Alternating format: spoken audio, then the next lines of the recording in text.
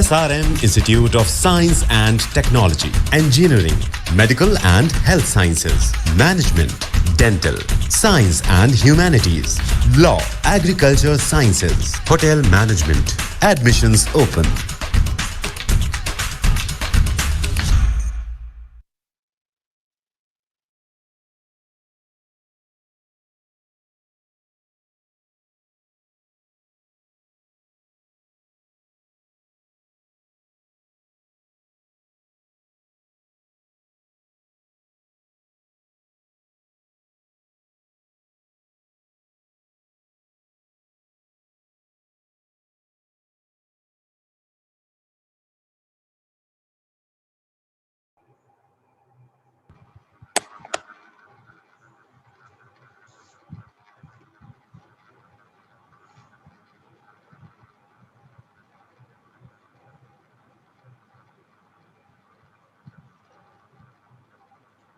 Good morning, everyone. Welcome to the virtual conclave on career guidance. This is with SRM and the Hindu, bringing together a series of four panelists, eminent panelists, two of whom are from SRM IST. Dr. Manisha Vinodini Ramesh is a research scientist specializing in disaster management. She is the Dean of International Programs and the School of Sustainable Development at Amrita Vishwa Vidyapeetham. She is currently Amrita's UNESCO Chair on Experiential Learning for Sustainable Innovation and Development and is also the Director and Professor at Amrita Center for Wireless Networks and Applications, AWNA, with the World Center of Excellence for Landslide Disaster Risk Reduction. She heads the flagship academic program, the Live In Lab, and the fully funded E4Life International PhD Fellowship Program in Sustainable Development, through which the students can work towards sustainable development of underprivileged communities and uplift them. With over 150 projects in 21 states across the country, Amrita Live In Lab participants have touched the lives of approximately 60,000 rural residents in the last several years. Over 40 institutions from around the world and students, faculty and staff from nearly 50 departments, schools and centers at Amrita have participated in this program and clocked over 2 lakh hours in the field. Welcome, Dr. Munisha. Mr. G. Thank Jagadish you. Khanna is founder and CEO of Vayu Shastra Aerospace, an education and research firm incubated and funded under the Indian Institute of Technology Madras's Rural Technology Business Incubator. The venture combines the disciplines of theatre and aeronautics with the aim of taking aeronautical knowledge across the country. Mr. Khanna has a master's degree in aeronautical engineering and is also an actor, both stage and film, a lyricist, a playwright, and a director. Welcome, Mr. Khanna. Dr. Dr. D. John Thirivertigal is Professor and Dean Sciences at the SRM Institute of Science and Technology, Kattankulattur. He is also heading Nanotechnology Research Center at SRM IST, a flagship research center at SRM IST where research in nanomaterials is being carried out. His research interests include device simulation, modeling, and characterization of nano CMOs, devices, and electron transport analysis of single molecular electronic devices. He has authored or co-authored more than 50 research papers in refereed journals and conferences and is a guide for a good number of students pursuing their PhD. Dr. Sridhar Krishnaswami is Deputy Dean of Faculty of Science and Humanities, SRM Institute of Science and Technology, and is Professor and Head of Department of Journalism and Mass Communication. He is also a Special Assistant to the Vice Chancellor of SRM IST, a journalist for 25 years, of which he was the Washington correspondent for 18 years for The Hindu, He has a PhD in political science from Miami University, Ohio, and a master's degree in international affairs from Ohio University. He has been a professional fellow with the Japan Foundation Tokyo and a journalist fellow with the Foreign Press Center of Japan in Tokyo. He is the recipient of the Radio Tampa Broadcasting Award of Japan for his articles in the Hindu. Dr. Krishnaswami continues to contribute articles to scholarly journals and media publications and is currently a director in the governing council of the Indo-Japan Chamber of Commerce and Industry. Welcome, Dr. Krishnaswamy.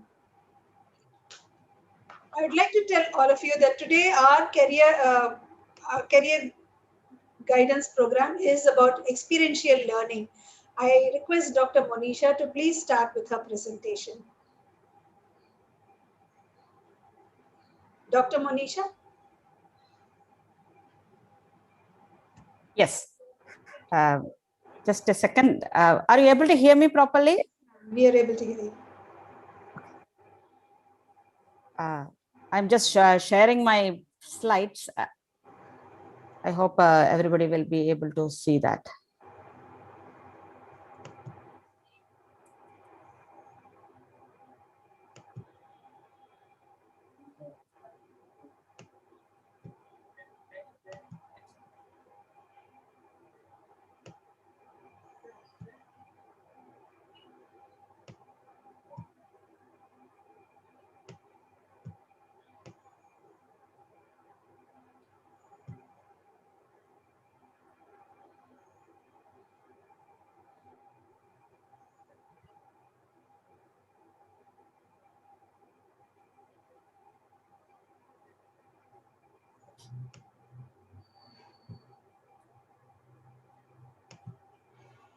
Good morning, everybody. Are you able to see my screen? Yes, we are able to see it, yes. First of all, I thank the SRM Institute and also the Hindu for inviting me to join this panel. I am, as they have explained, I am Dr. Manisha from Amrita Vishwa Vidyapeetham. I take multiple hats as an administrator in the position as dean and also as a researcher and a professor at the same university. Amrita Vishwa Vidyapeetham is one of the youngest university in this country with multiple campus span across the nationally. Its guiding light is Sri Mata Amrandamayi Devi Amma, and the main principles in which the Amrita Vishwa Vidyapeetham believes in is education for life and education for living, where we believe that value-based education is the most important thing. And we also work, the second principle is on compassion-driven research. Here we believe that along with scientific excellence, we should be able to use those research outputs to serve the lowest and most vulnerable strata of the society. And we are very keen to work by joining hands with the global partners and try to solve the global challenges. So global impact is another major principle which we work in it. As I earlier said, it's a multi-campus university with 6 campuses and 220 plus programs and 15 schools which span across management, arts, communication, humanities, social science, engineering, aerospace, chemical, civil, computer science, electrical and electronics, mechanical and sciences, agriculture, biotechnology, and science and medicine in Ayurveda, dentistry, nursing, pharmacy areas. Over this small span of years, with a little more than 16 years, we are currently known as the nationally known as the 4th best university, and we are in the THE. We are the #1 private and with international outlook, and in the recent impact rankings, where the universities which actually contribute to the society, we are ranked first in India and the world's top in the 81st rank.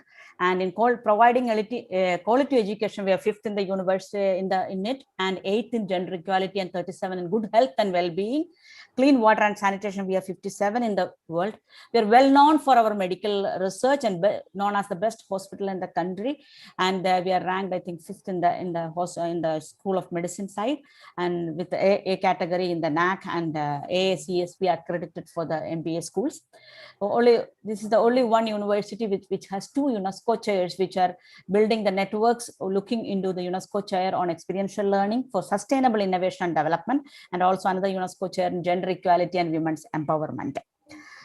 We are proud to say that the university, with this short span of time, we are able to also have a set of faculty who are the world's top 2% of scientists based on citations in Chinex co-authored from Scopus.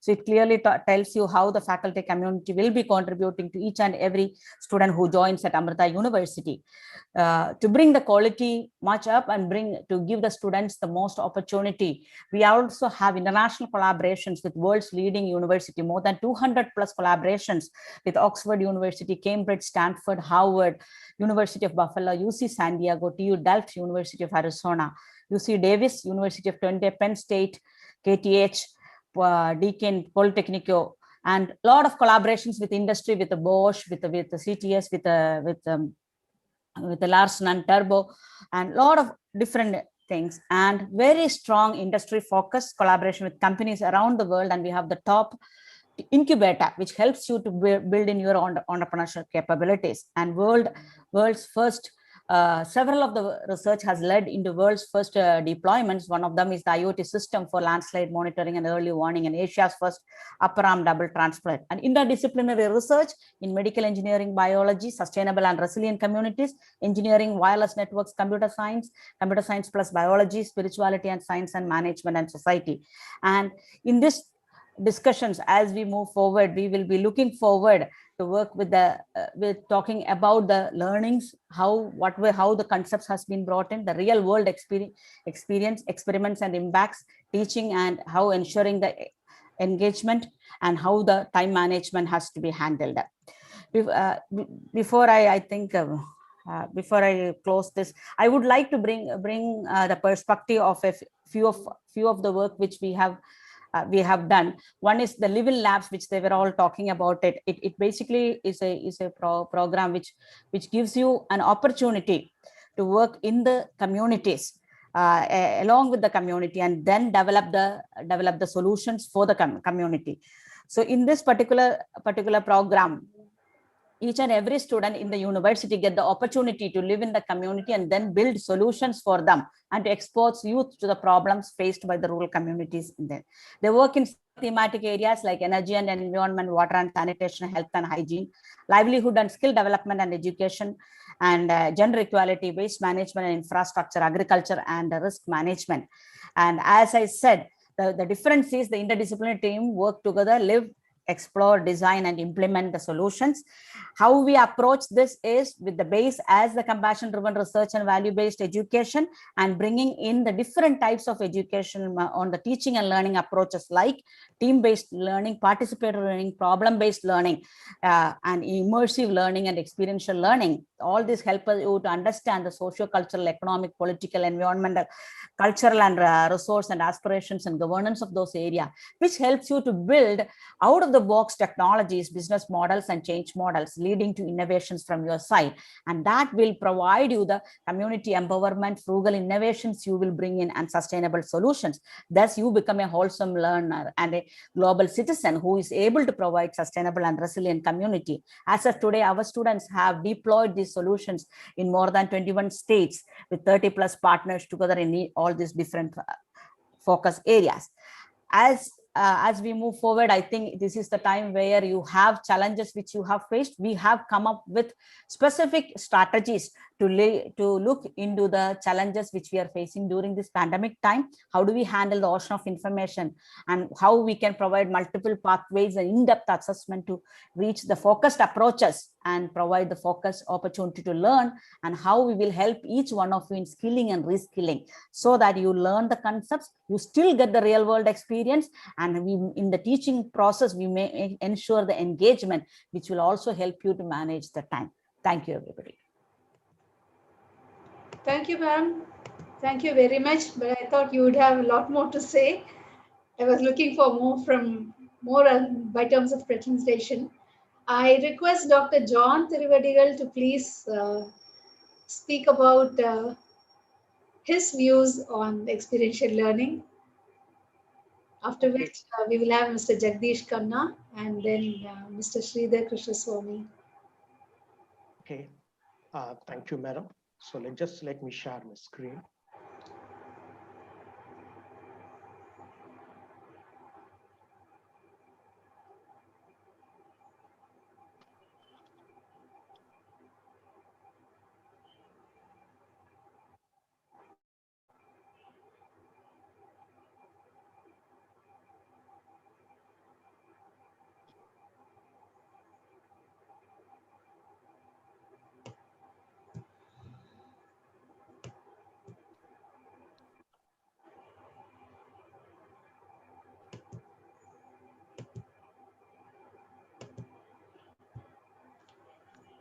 Is it visible, madam? Not yet, sir. I'm not getting your. Yes. Yes. So thank you. I'm really privileged. And doctor, your presentation is not visible. Oh, Yes.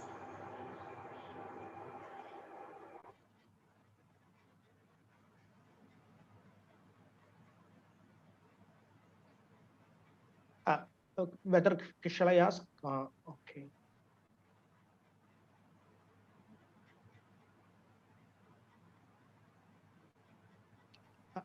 What about now? Is it visible now? Yeah. Okay. Okay. So thank you. Thank you. I'm really privileged and honored to give my reflections on the given topic, the importance of experiential and hands-on experience in science. And as you know, of course, the title is confined to science, and this can be extended to any higher learning specializations. And engineering, it is just application of the science to a particular problem. And technology, as you know, it's a creation of a product based on this for the betterment of the society, for the betterment of the humankind. Let me start this presentation with a famous quote from Aristotle. For the things we have to learn before we can do them, we learn by doing them. These are the words of Aristotle. I'm really happy. I want to thank the organizers for choosing this topic, as it's very important in this present context. And to summarize, now this experiential learning is going to be a philosophical experience for the 21st century youth. It's going to inspire original thinking. It's going to give you a thirst for learning new things. It's going to imbibe the value of knowing and understanding. Of course, it's going to prepare this 21st century youth to prevail through the knowledge. As I was introduced, I am from SRM, Institute of Science and Technology. As the Ministry of Human Resource and Development, Government of India has placed this institution, SRMIST, in highest category 1 institution. And the NAC, National Assessment and Accreditation Council, has given highest A++ grade. And UGC, University Grants Commission, included SRMIST in the list of institutions deemed to be universities. The present survey, the atoll ranking of institutions on innovation achievements 2020, has placed SRMIST in the second rank in the category of private self-financed universities and deemed to be University India. And I am from Katanguthur campus, SRM Institute of Science and Technology, which is spread over 200 acres of lush green sprawling campus, which accommodates more than 50,000 students with 3,200 more faculty members. And the institution have more than 500 corporate relationships and more than 160 academic MOUs. Now the university offers, or which covers the entire gamut of the specializations, the education under one umbrella, of course, covering the entire specializations, right from science to humanities to management, engineering, medicine, agriculture, etc. So around more than 76 undergraduate programs, 132 PG programs are being given in this university. And we have more than 10 Center of Excellence specialized in different areas, which are the thirds which are need for present day. And as you know, the Albert Einstein, the famous word, learning is experience. For another 7 to 8 minutes, this is what I'm going to focus. This is what I want to imbibe to the audience. Experiential learning, what it means, I can define with the words of Albert Einstein. Experiential learning is referred to as learning through direct experience or learning by doing. In other words, I can interpret these words like this.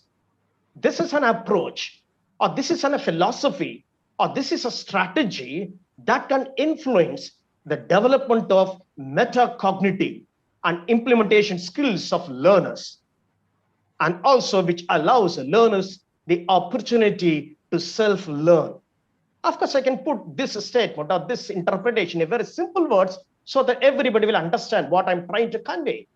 This basic approach or this philosophical approach in learning offers the learners the opportunity to acquire skills and knowledge through first-hand experiences. And this experience is going to reflect upon those experiences to develop a better understanding of the concepts. And hence, new skills are generated, new attitudes are generated, new ways of thinking are generated. So in short, this new experience or this the need experience is going to be a generator, a philosophical generator that will generate new skills, new attitudes, new ways of thinking. Let me introduce the Edgar Dale, the father of modern media and education, the Edgar Dale School of Learning. To my dear young students, I want you to focus, I want you to see this slide so that you will have a better understanding why this conclave is being organized. Now, let me just can spend 1 or 2 minutes on this slide. I'm showing you here the Edgar Dale School of Learning. And here it is, you remember, and here you are able to.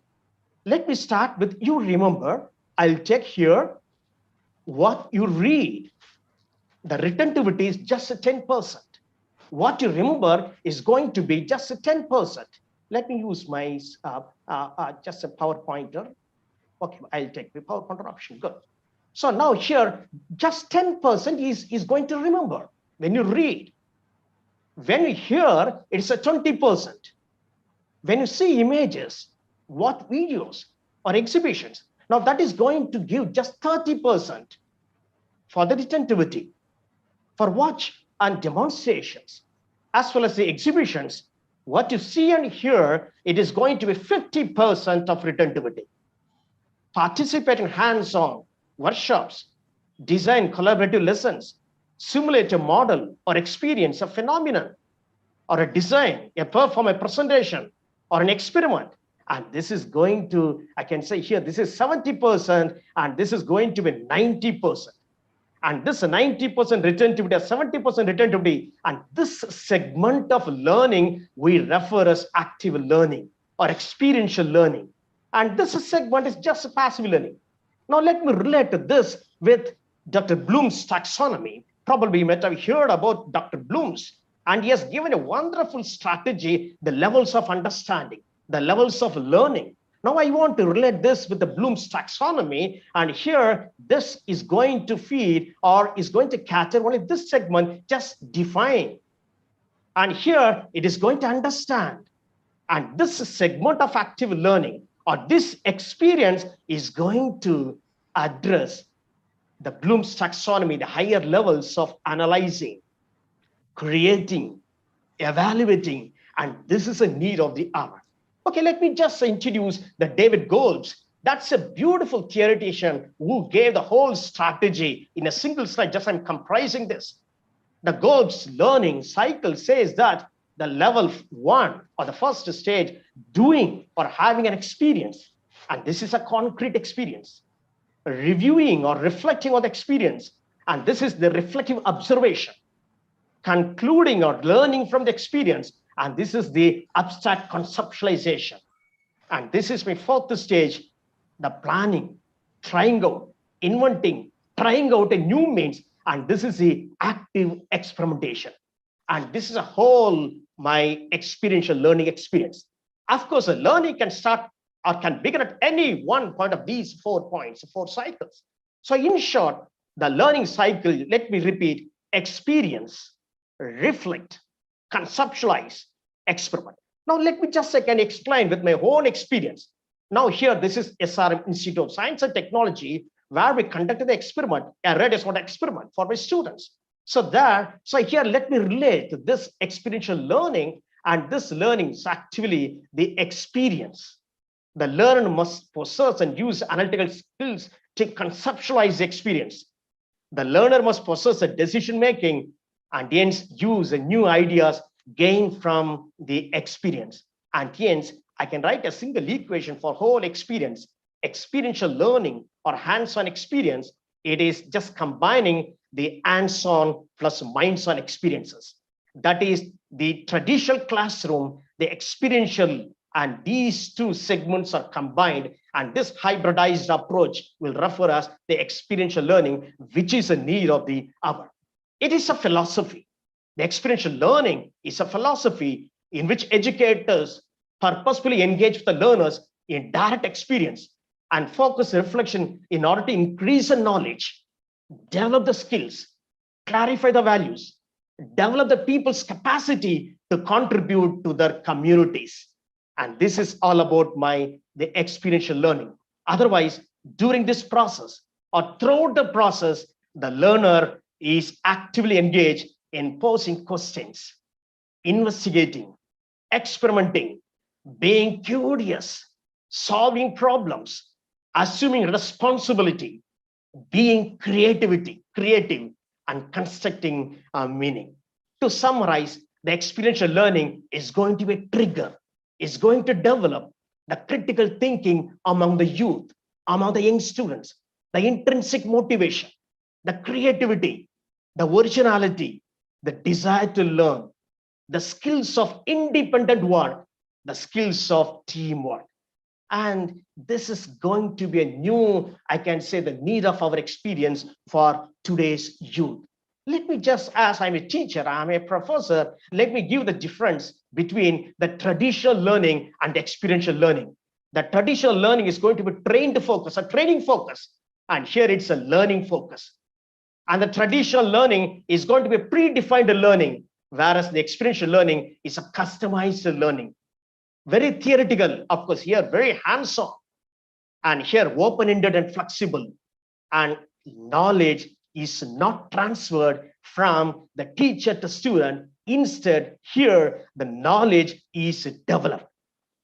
So the benefits increases motivation and engagement, multisensory, lots of brain activation, making mistakes becomes a natural part of the learning process, expands critical thinking skills, builds social emotional skills, engages emotions, increases learning retention and preparation for a real world, real life. Of course, so what are the practices now the education institutions should adopt, or how this can be imbibed, or how this can be made as a reality one? Let me just give some practices, what we practice at SRM Institute of Science and Technology, the joint lab courses. Because here I'm going to teach not only theory, most of the subjects is going to be coupled, combined with the laboratory, the project work, the internships, where the students will spend at least 2 to 4 weeks in a real-time laboratory, in a real-time industry, in a real-time experience. The corporate alumni contact connects, the MOOCs, that is massive open online courses. Several courses are flooding now. Now here, this is an opportunity now to catch these courses so that I can get into this experience. Student clubs and technical events, the flipped classroom. Now I made these red so that I can spend just another 5 minutes. If madam allows, I can just quickly go through these strategies. What is actually the flipped classroom? The flipped classroom, as I already introduced Dr. Bloom's taxonomy, so I can use the same concept to introduce what is the flipped classroom. So what is a traditional classroom? So here, the most of the time here I'm spending in the class just for remembering, just for understanding. Whole 50 minutes, hour is being packed with just notes, PowerPoints, presentations. What about here? Here is going to be the flipped classroom. Here, the time spent in the class is going to be the problems. It's going to be related with evaluations. It's going to be related with analyzing the problems. So the content delivery is going to be out of from face-to-face experience. Instead, I'm going to bring in the analysis part, the creation part, the evaluation part, so that the most of the class time is going to be devoted for this higher learning or higher levels of learning of Bloom's taxonomy. So now this is actually what we do, what we practice at SRM during this pandemic time. So here the students, the interactive experiments, community projects, arts activities. So that's going to be the educator suggested experience, coupled with the educator suggested contents. For example, video lectures. We are producing video lectures, we are sending to the students, the audio lectures, the content-rich websites we are referring, the online chats. Now here, the meaning making by the students in terms of audio-visual reflections, in terms of online tests, in terms of video, reflective videos generated or created by the students, the blogging made by the students. Now the level 4 is the demonstration and application by the students' projects, student presentation, live presentations. That way, this flipped classroom is going to take the students into this experiential learning. Now, the second strategy, what we follow here, the Nobel laureate Carl Wayman told that the many science educators have suspected that early exposure of the undergraduate students to the process of doing real science. So here, what we do, even the students enter immediately from the school, the first year, second year, these students are grouped, compartmentalized, and they're being led to or being mentored by the researchers. So a stream of 3 to 5 students are being taken to laboratory. So the entire period of the stay in the institution is going to be a real-time experience. The researcher is going to be mentored. So this early research initiative is going to lead the transformation of the students into doing a science-based education, a really experience-based education. Now, the third strategy, what we follow here at SRM is the semester abroad program, where we expose the students to the foreign culture. This studying abroad concept is going to be a holistic experience. Now, just let me just half a minute. Yes, just a status I got just May 25th from a student. He's telling, sir, my name is Lingesh. I'm in Sweden, Umeå University, under semester abroad program. Now my works, just is undergraduate student is writing, since my work's results were far beyond expectation, my work will be published as a research article by the end of 2021. I am now always invited to join research at Umeå University. It was a great and life-changing opportunity. And this is the next strategy, what we are adopting in our SR. And next is industry power laboratories, where we invite the industries to come to the university, where they will establish the laboratories. Thereby, we are just training the students for industry ready. The important is virtual laboratory. Now, the several questions. Now, how we are taking the courses now? How the laboratory courses are being handled? All the students are here at the home. They have not given the opportunity to visit the campus. So here, the virtual laboratory. This is an initiative of Ministry of Education under National Mission of Education through ICT, where the virtual laboratory is being established, where more than 1,800 plus virtual experiments bundled in 180 plus laboratories spreading across 9 specializations are available. Let me just take half a minute. Let me show you how we experiment with your basic electronics, where I can verify Ohm's law. See, this is a typical Ohm's law, V equal to IR. Now here, this is a laboratory setup. Now here, instead of using this real time, or I can say the physical setup, I'm going to use my simulator, where I can fix my resistance, I can change my voltage, I can measure current, I can have my plot, which is my actual real experiment, which I do in my experiment, in my laboratory. So this is being performed virtually. And this is the last approach I can introduce is the SRM Innovation Research Center, where we help the students to convert their ideas into new or improved product. Let me just show you now for the COVID related, the SRM has created now here using 3D printing a face shield. Now this is a student project. And next, this is a typical UV chamber where we can decontaminate the N95 mask or the PP kits. And here we can use the chest radiographs images. so that I can use the artificial intelligence to say whether the patient is a positive or negative. And here, one group of students, they developed an app on mental health, and another students, they have created an app on corn app. So which is along with a John Hopkins and a WHO, World Health Organization, that provides live information on the virus.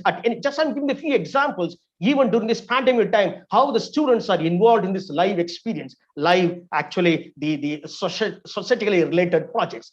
To conclude, let me just, I can have the last slide. So here, the temple of learning should have the foundation knowledge to know, the cross-disciplinary knowledge or literacy or ICT literacy.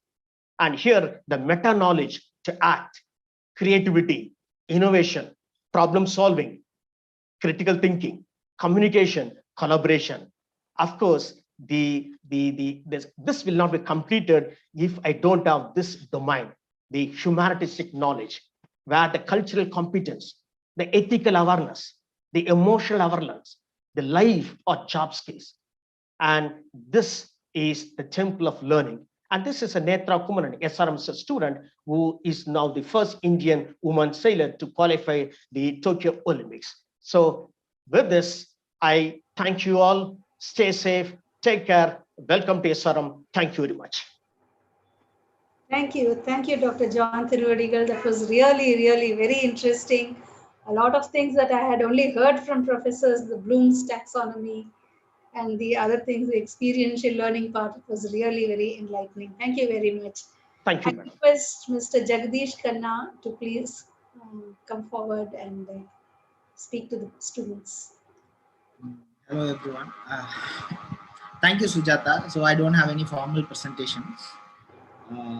Just I'm going to share my experience, what I do, what I am, what I'm doing in Vayu Shastra, why we are funded, what's the reason behind, what is the actual, today's topic of discussion is importance of experiential and hands-on learning experience. The perfect example someone can easily understand. I think most of them might know dance, music, sports, cricket, badminton. So all these even comes under learning, right? Music, dance. Why the people are like, once they start learning from age 5, they continue to learn even at the age of 60. Why they do continue to learn? Because they experience it. They feel it.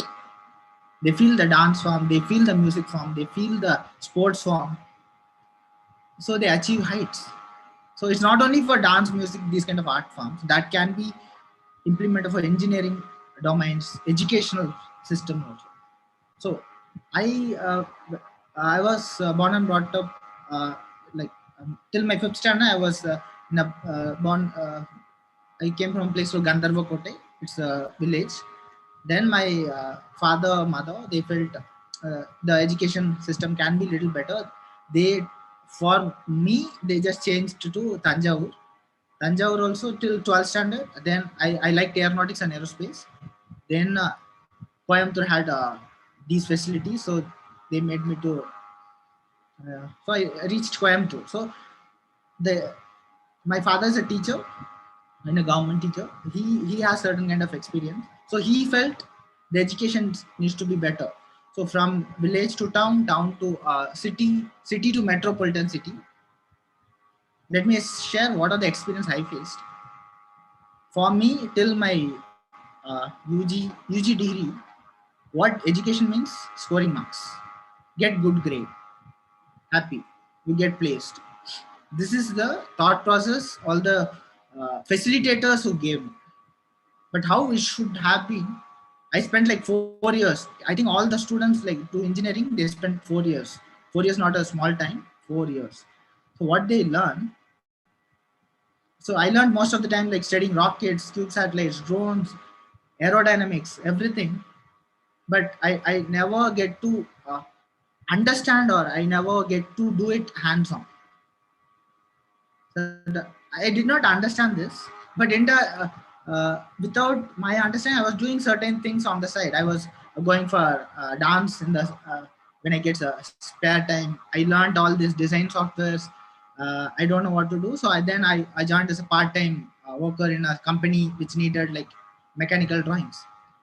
Then I learned engineering drawing in my second semester, third semester. So when the company asked me, can you draw a 3D model of this? I just made a 3D model of this and just did some fancy gimmicks and made it to spin. They said, wow, good. But it's not useful. Well, that's the maximum I learned. So you give one 3D object, you design in 3D and show to them. That's what I know. They told me, the lathe man came to me, sir, இது எனக்கு use ஆகாது sir. Then என்ன உங்களுக்கு use ஆகும்? Then he took one paper, he just drawn me front view, side view, top view. That's why இதுதான் sir வேணும். And this is very simple. Then I drafted it and I gave it on sheet. You won't believe, he just took that PDF into the printout shop, took printout, laminated it. He was hanging in front of his lathe machine. So the difference is I experienced that. So I learned something. I did not understand how it is used practically. So I understood how it was used practically. Then it was like, wow, oh, this is why I'm learning. Okay, so this is first experience I got. This right now I'm talking to you. This understanding was not there at that time. Then after finishing my MUG, I finished my aeronautical engineering. I don't know where to go. All I know is apply for ISRO, apply for Indian Air Force. I have no clue where to go, how to find a career. So I ended up doing masters. You won't believe, at the end of masters, the situation is same. A lot of my friends, 80% of my friends ended up doing PhD. Even after PhD, their situation is same. Okay, let's not get into that part. Okay, so side by side, I was doing something. I was working as a part-time draft engineer. I was doing theater arts. After my like part-time job, I converted into my full-time job. I started working as a R&D engineer in a reputed company. My job is like it's fun more like R&D engineer job because I need to find a product and I need to build a product and test it. It's like more into creative field. Why he selected me for that job is I know drafting and design. He did not choose me for that. I was good at creative side. My theater side was helping me. I was writing scripts. I was doing drama. I was doing dance. The CEO, his name is Girdha. He just saw me, said, "This guy is kind of creative. Why can he combine this creativity and this product development?" So his thought process was like that. Okay, that helped me to find me a job. Then I got into full-time into movies. Then I realized being a full-time actor is not easy. But I had skill set. I know how to make some 50 varieties of paper plane, 60 varieties of paper plane. I started conducting workshops with since I had contact with most of the theater groups in Chennai, and I was very close to them. So Little Theater, then Theater Y. I spoke to Krishna Kumar, Balasubramanian, Aisha Rao, then Yog JP. I asked them, can I conduct workshops? They said, okay, conduct workshop. When I was doing workshop, I was teaching them parts of plane using paper planes. But Yog suggested me, why don't you add stories to it? So then I brought in the idea. If you take Indian mythology or any mythology, there are some connect to flights. Ramayana, where is the connect? Pushpaka Viman. If you take Mahabharata, where is the connect? The Brahmastra, then Nagastra. So all these comes under missile forms. So there is a lot of connection with science, with mythology. I started exploring it. Exploring each word of aeronautics has some connection, has a story.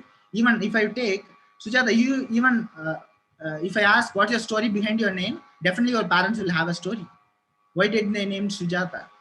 So there's a story behind every single name of you. I think there are like 474 participants. Yeah, every single name has a story behind it. Maybe you can ask your parents. So likewise, everything had a story and everything has something to do with this practical exposure. So I started doing this workshop and I was getting more attention. Like one actor is doing this kind of workshop. Then one of my friends told me, IIT supports this kind of innovative ideas. What you are doing is something is unique. You are combining theater arts and aeronautics. Taking this knowledge to, this knowledge is not exposed. Everyone think aeroplane is like a big thing. Rocket is like a big thing. You are just breaking it down to 8 years old. I can able to teach how a plane is controlled with just paper plane for an 8-year-old with a lot of stories. Then I met IIT. I went to IIT incubation zone and I asked, this is my idea. Then the idea is very good. What's your business plan? I said, I have no clue. I have no clue what's the business plan. Then they sent me on a PPT. See, you need to find what is the problem statement. Then you need to tell me how you are going to deliver it. Then you need to tell me how you are going to pay your employees in a regular basis. Yeah, these things never in my mind. So I started experiencing it. Now experiencing how to build a business plan startup. So what is a problem statement? So at that point, so I was doing it for 4 years. Then finally this problem statement term comes. Now what is a problem statement I do? I for example, if someone likes dance, music, robotics, athletics, they have specific set of places to learn. For example, your child is more interested in aeronautics or aerospace or rockets. Where will you send him to? Is there any specific set of curriculum? There was nothing. So there are very few places they teach, but it's not like a systematic method. So I started developing a curriculum from age 5 to age 14. For example, if you send me a student in first standard, I will teach him the basics of aeronautics. You will ask, "Anju vaisu kulandhukku eppadi solli kodukkum?" That what? Research. I started experiencing how to do this educational research, call it as. I started experiencing how to teach. What I did, I started doing research about attention span of children, attention span of adults. So if you teach something like theory, they'll sleep 15 minutes, gone. So how to increase the attention span?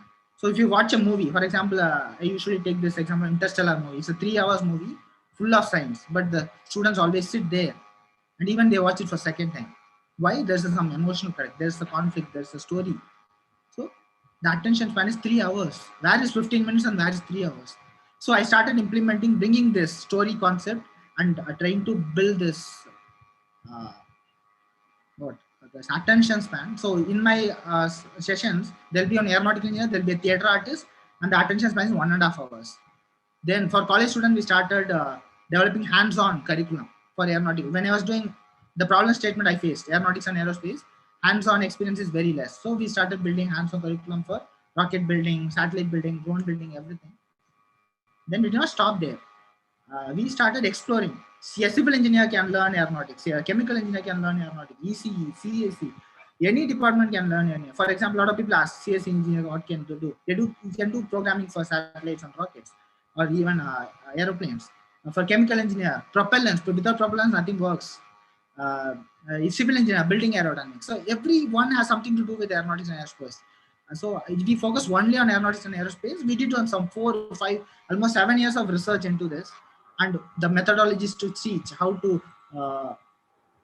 enhance the attention span. So how to make it effective. Then career guidance is the most specific issue. How to solve that issue? I started communicating with all the startups like Agnikul, Fabheads. There are a lot of startups, space startups inside IIT. There are a lot of startups. I started talking to them. What do you need? How equipped the student have to be? So for student, theory knowledge is not enough, not at all enough. So you need experience learning. So if you go to a company, they will train you for 6 months. Basically, they are spending 6 months to train a student. Why it can't happen in that 4 years span? So I started thinking in that manner. I asked them, what are your requirements? You tell me. Maybe I'll try to bring in that requirement. I can complete that requirement within that 6 months or like 1 year span if they get trained. So that is one process. Like we are going to collaborate a lot of startups around all over India and all over world. So we will guide students there. This theory knowledge is not enough. That may be good enough for marks and scoring grades, but that's not life. Life is something about experiencing and doing it. If you take some other countries, there are like some 30,000 patents registered here. Mr. India is like less than Khanna, 4,000 or 3,000. Yes. Just a moment. So we Yes, will yes, have Sujata. to actually, we'll have to actually, I have to cut into you because there's someone else also. Yes. Yeah, I'll just get carried on. Yeah. So there are a lot of questions. So when the questions come, Yes. I will actually put you on to that. Yes. I love to hear a lot of questions from everyone. Yeah.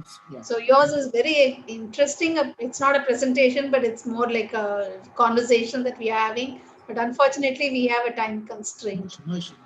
Okay. So I would like Dr. Sridhar Krishnaswami to make his presentation. He will be speaking on ethics and how it is important to be ethical when you actually do your assignments when it comes to college. Right, Dr. Krishnaswamy? Yeah, we'll do that. Thank you very much, and wonderful being here. And it is indeed a privilege to talk to not only fellow panelists, but also to my esteemed colleagues, where I spent 22 years with the Hindu, and also to a wonderful audience group that is assembled out there. I don't have to tell you anything more about SRM than what my colleague Dr. John Thirivertigal has. He has excellently amplified that we are a multi-stream university focused on engineering and technology, medical and health sciences, including dental, management, science and humanities, law, and agricultural sciences. And in every one of these disciplines, there is scope for experiential learning that is hands-on. And we try to do it in the best possible way, especially in these very difficult times. It's just not difficult for education these days. Whether you look at school education or university or college, generally education. If you look at the World Bank statistics, they will tell you about 1 billion kids have been affected by this, COVID, pandemic. And there is a learning deficiency of about 70% in some parts of the underdeveloped, world. It's sad, when people are trying to pour resources into education, we see a pandemic removing a huge chunk of those, efforts. But in these difficult times, we have challenges and opportunities. And the bottom line for challenges and opportunities for any discipline you may take is one simple adage that I always tell my journalism students the first day of class, even without a pandemic. I tell them, when the going gets tough, the tough get going. There's just no two ways. You can't throw up your hands in despair and say that the world has come to an end. And with this in mind, educational institutions like SRM, we started cracking from the word go, even from when it started towards the beginning of last year. We tried to evolve the teaching method in such a way that the students are not disadvantaged. Of course, it is not the same like physical teaching, but experiential learning traditionally has always meant hands-on experience. And Professor John Thirivertigal talked about Aristotle. I like to talk about one other great philosopher, John Dewey. In the 19th century, John Dewey was one of the first. See, today we are talking about market forces. That is the sexy word today, market forces. But John Dewey, way back in the late in the 1800s, he said, curriculum should be relevant to the lives of students.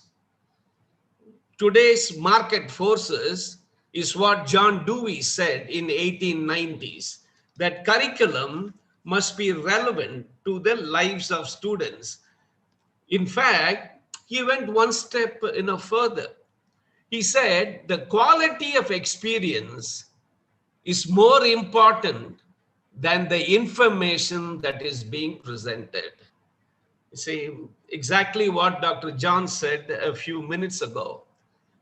Classroom learning is one thing, but taking this classroom learning and developing it as a hands-on experience is what we at SRM in every faculty, we encourage it.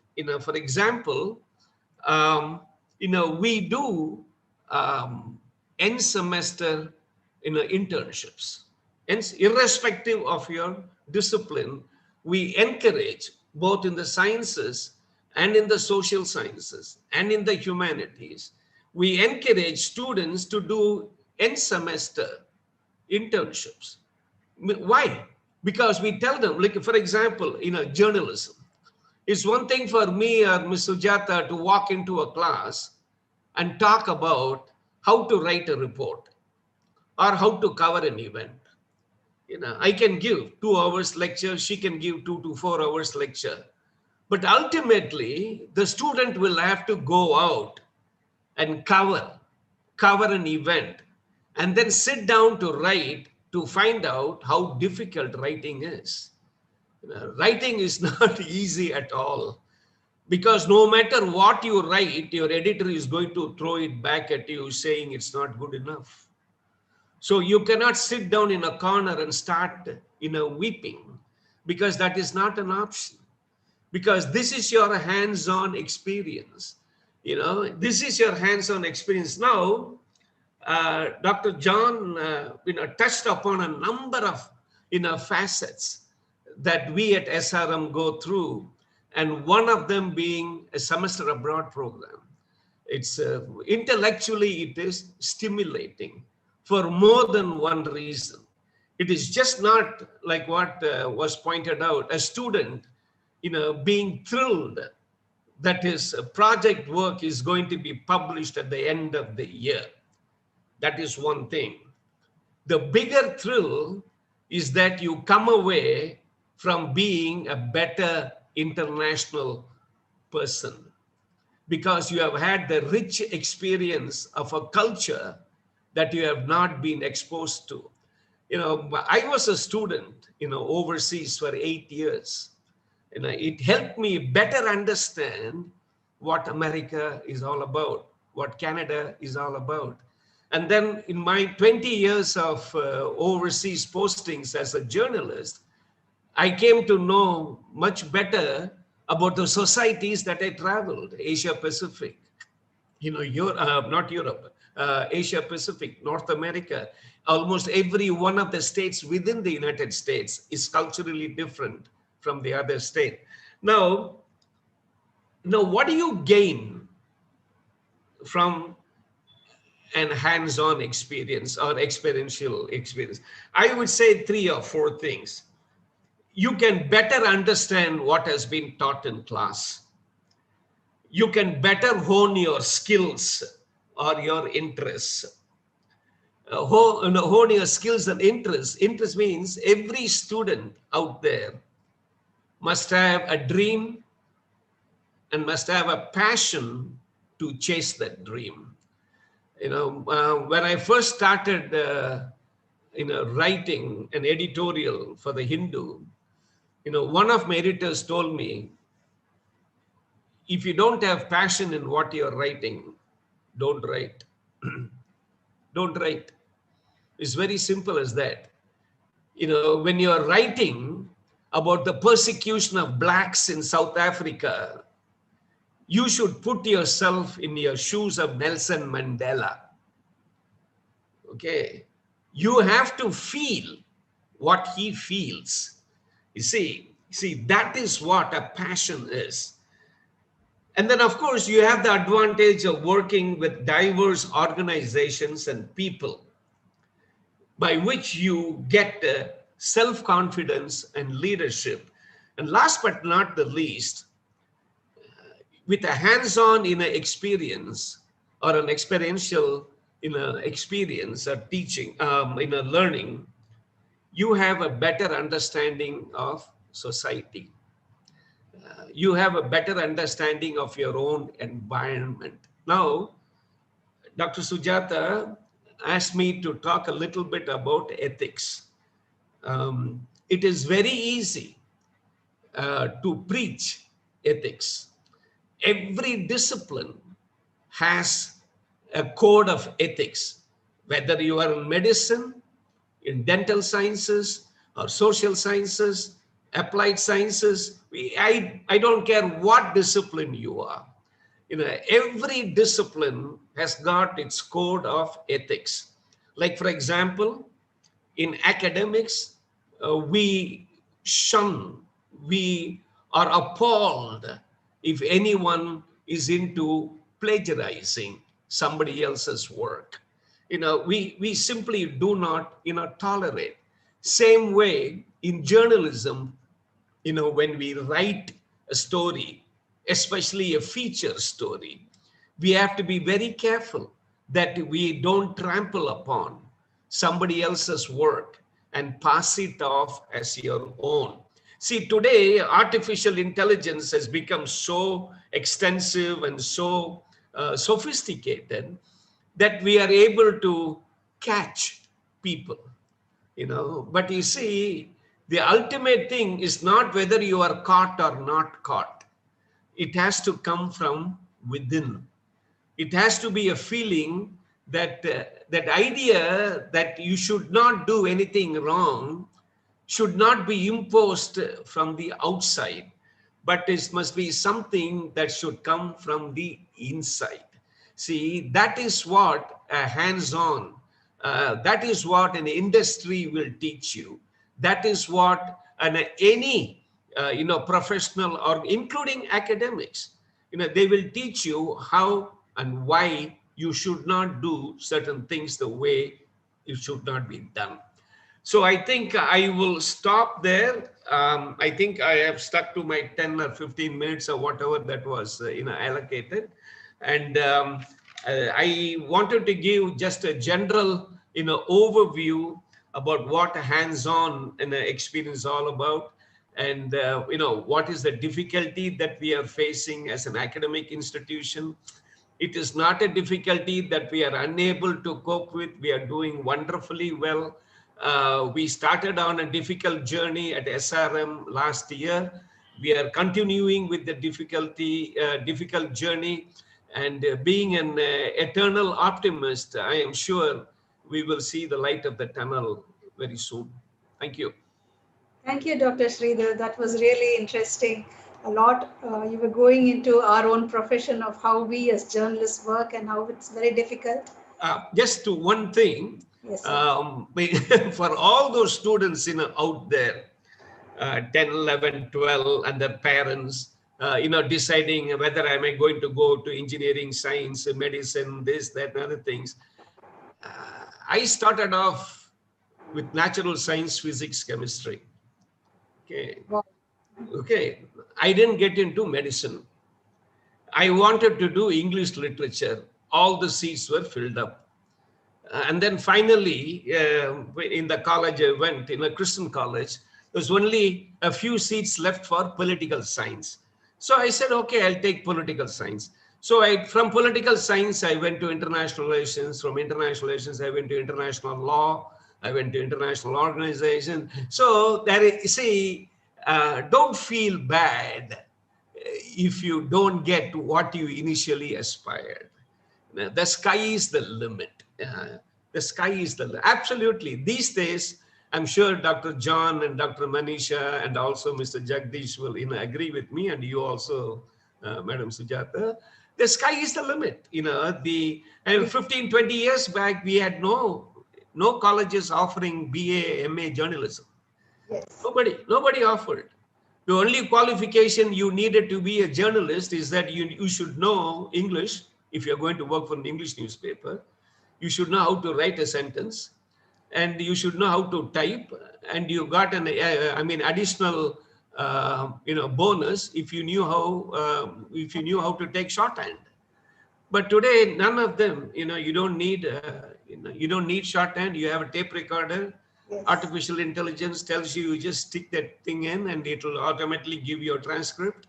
So it's become so like that. Everything becomes so diverse, specialized, and so that's what I want to say to all the youngsters out there. Don't lose heart. The world is yours. go and give it the best shot you can. Thank you. Thank you, sir. Thank you very much. Dr. Manisha, you wanted to add something? After that, we would probably have a little bit of discussion and then we will take a lot of questions. But before that, I want to say, Mr. Jagdish Khanna, there are a lot of people who want a link to join the workshops that you conduct. So probably you will have to give the link to them, and maybe you can either send it to us or you can right now announce the link by which they can join your workshop. It's just you can just search Vayu Shastra, www.vayushastra.com. You can find a list of programs for you.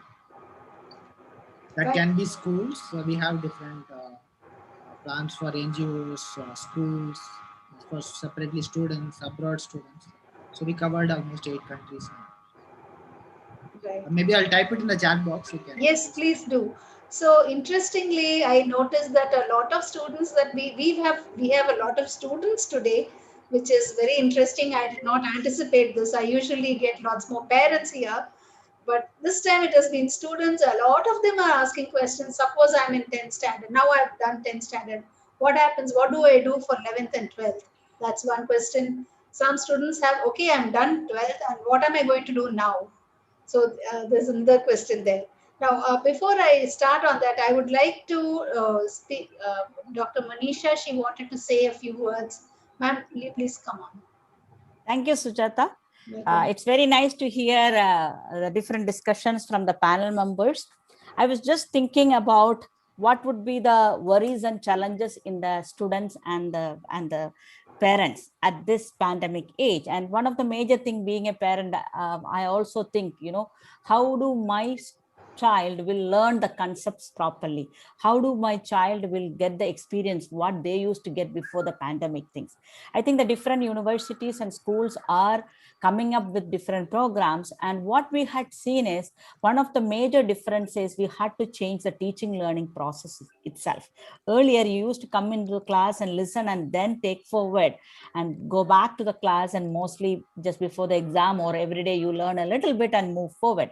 Now what is happening is you cannot teach a 1 hour long lecture because nobody has the attention span of 1 hour.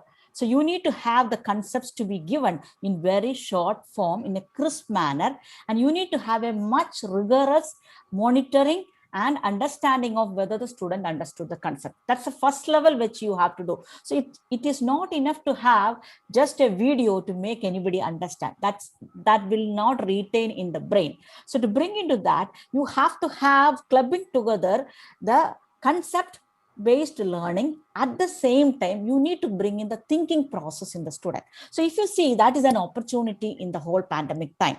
Earlier, we always say that our education system gives the rotten learning. But here, the pandemic has forced us to think. So each concept, if you want to make sure the student has learned, you need to have question answer sessions. You need to have discussions, which makes the student and the faculty to think, which will naturally bring in out of the box innovative outputs in the long term. So there is a large opportunity which is there both for the teachers and the students to experiment themselves as they are there. The second major thing which what we have seen is in most of the courses where people will ask is, how do I get the hands-on experience? What we had seen at Amrita is we have built solutions at different ways where you will be able to get the hands-on approach in the same manner. We have built remote triggered laboratories. What happens is I will have the laboratory equipment sitting at Amrita University.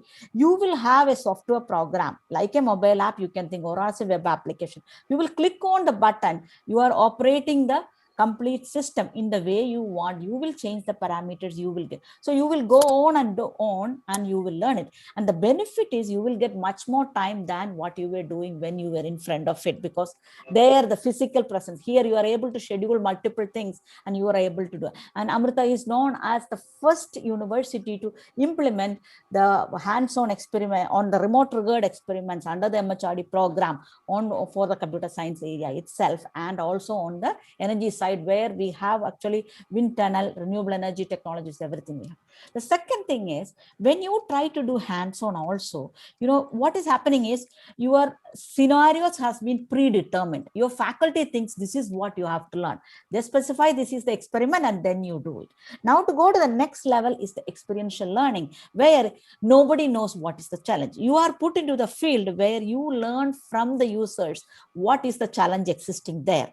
Now, when you try to solve that challenge, your knowledge or your faculty's knowledge will not be enough to solve that.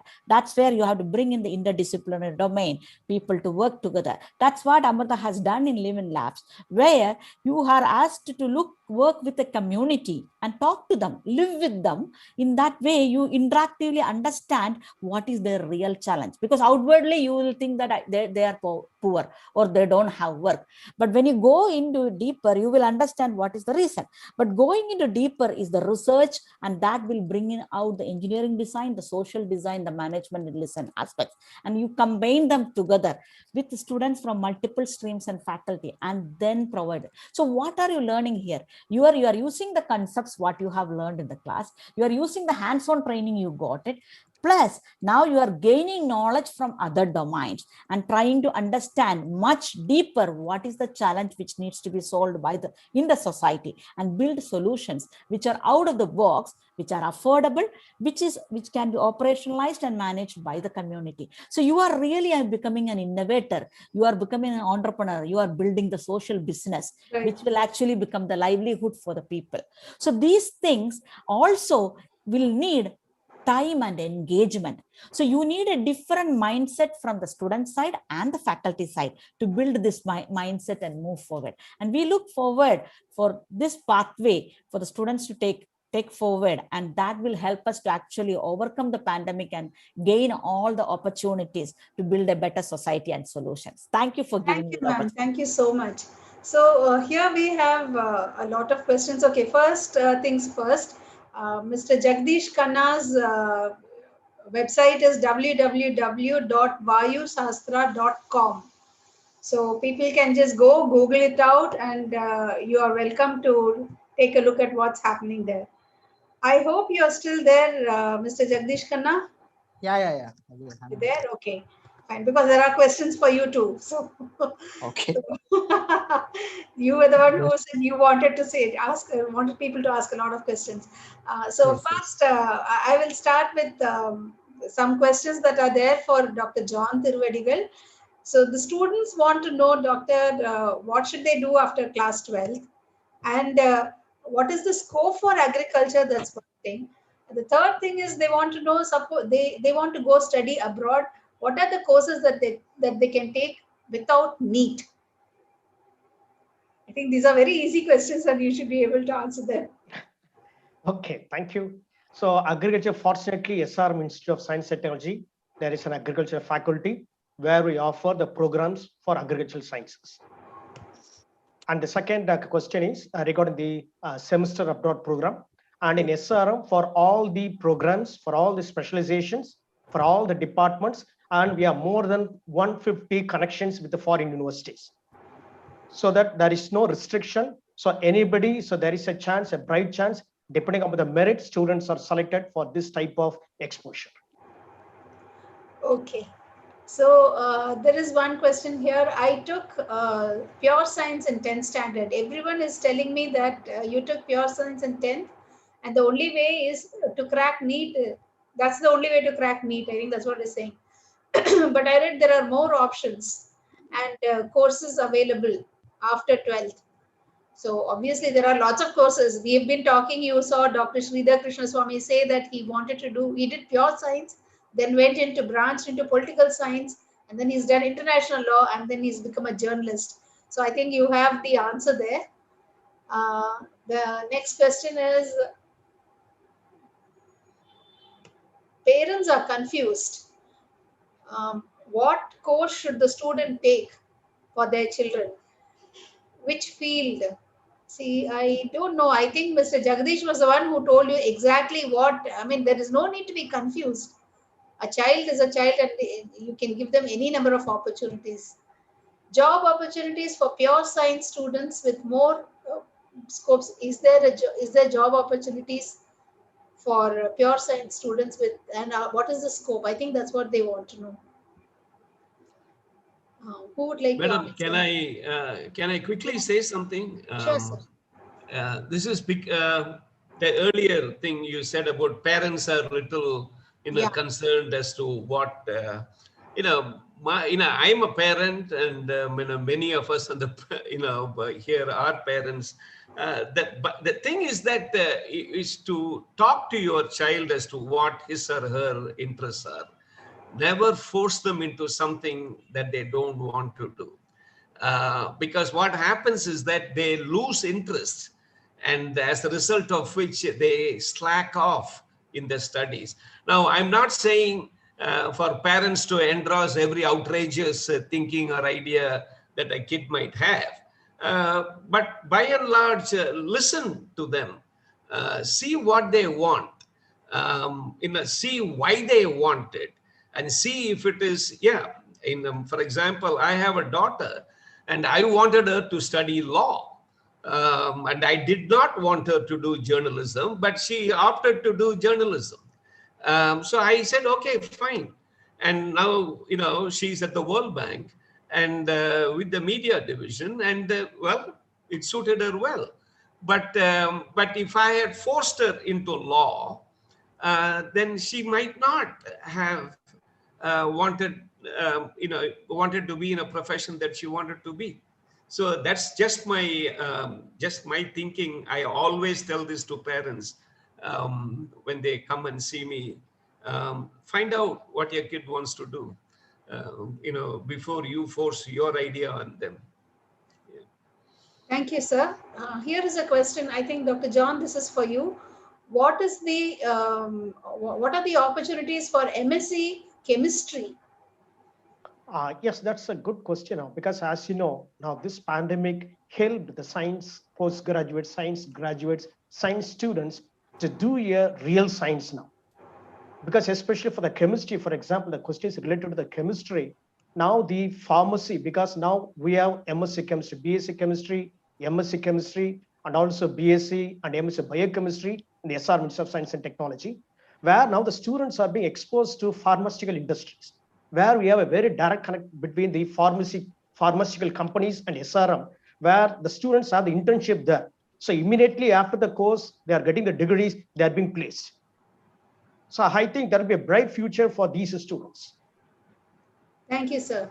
And here is one more. I took science stream with computer science. Does it have scope in job with, he is looking for high income? High income. Can I take the question? Sure, ma'am. So with respect to computer science, I think there is a large scope, whether you have taken from the BSc level or from the BTech level. There is a very good scope with respect to computer science, because world is looking for software engineers, world is looking for data science engineers. As if you can build your data science capability, that will give you more chances. And people are looking with a lot of hands-on knowledge, and those who are with stronger logic and who have the capability to self-learn. So you can either move into through MSc and then going into MTech, or you can go into directly MSc, MCA bar PhD. And there are a lot of online courses which had come in, which gives you a lot of certificate programs. This is also fine for several, if you are well experienced in programming and taking forward. You can look at either building your capability in architecture level, or you can build the capability with respect to the programming and program design or software design aspects, or the networking, routing protocol, those aspects. So you define where you are strong and then focus with that and move forward. And major thing is do compete on a lot of programs, like there are a lot of online workshops, online things, online hackathons, etc., which will help you the capability to build your own thinking and designing process. That is what they are looking for. Who is capable to self-learn, who is capable to write themselves rather than somebody hand holding you. And you should have the capability to actually learn and quickly change, because computer science is dynamically changing very fast in an unprecedented manner. So you should be able to learn new technologies in a very fast manner. Those are the flexibilities and adaptabilities they are looking for in any employee who join an industry. And you, in anywhere you join nowadays, you are able to go to the foreign countries or be in India, also have very good pay package at the end of the day. Right. Thank you, ma'am. Thank you so much. We have time only for 2 more questions. And there is one, I think I would like Mr. Jagdish Khanna to answer this. I think he'll be able to answer because gaming is very much part of aeronautic engineering. Yes. So which area you mean by gaming field? So like the games or game makers? I think what he means is people who make apps and games. Are you talking about that?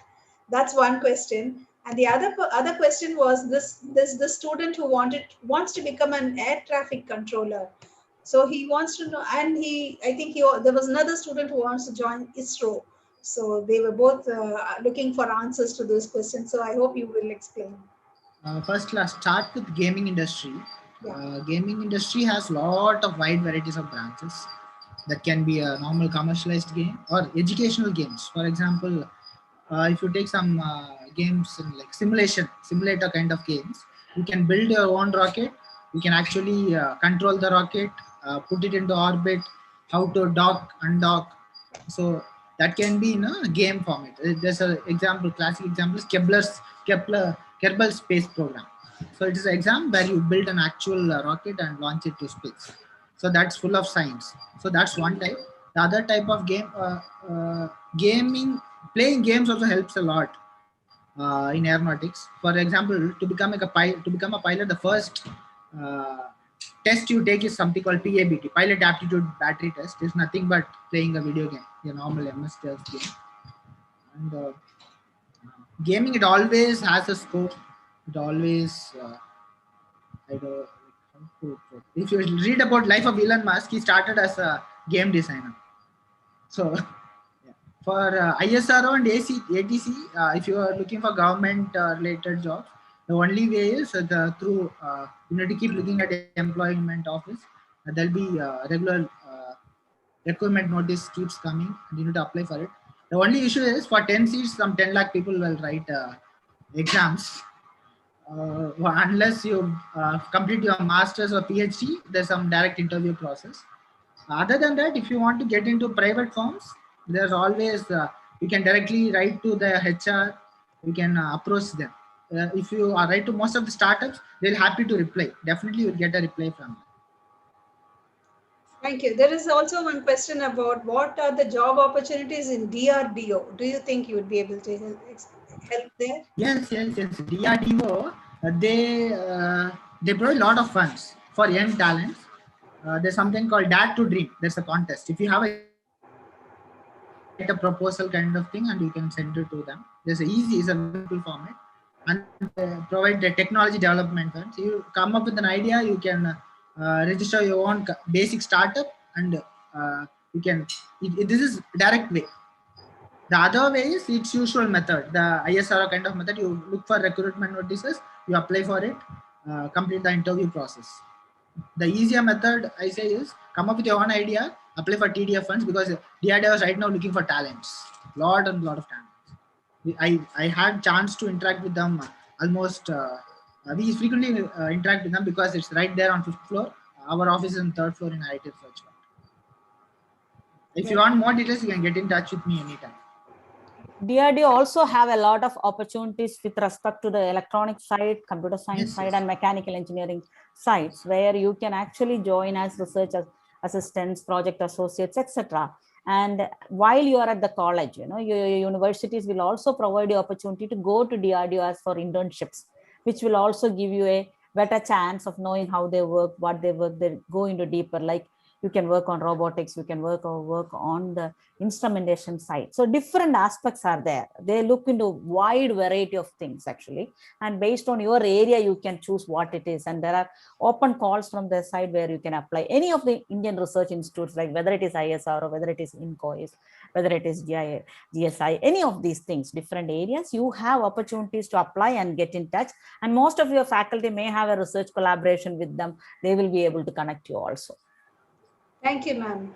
So here's one question the scope of mechanical engineering in the job market in the present? Dr. John Thirivertigal, would you like to answer? Now, mechanical engineering is an evergreen subject. I can say it's a core subject. So it has its own prospects every time. Now, probably now we are moving, the manufacturing sector is taking a new turn.